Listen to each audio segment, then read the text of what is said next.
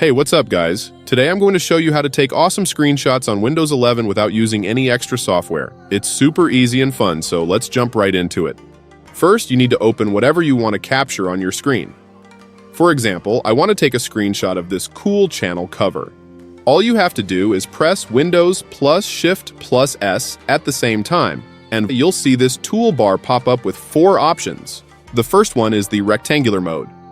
This lets you select a specific area of your screen to capture. For instance, I want to take a screenshot of this black part of the channel, so I just drag my mouse over it and release.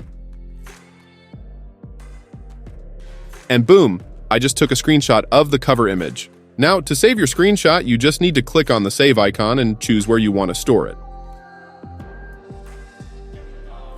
When you're done, just close the toolbar and go back to your saved location. As you can see, I saved my screenshot on the desktop. Here it is. But wait, there's more.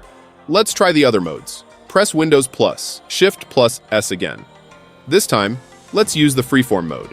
This allows you to draw any shape you want and capture it. For example, I want to take a screenshot of this part, so I just trace it with my mouse and release. And there you go, I just took a screenshot.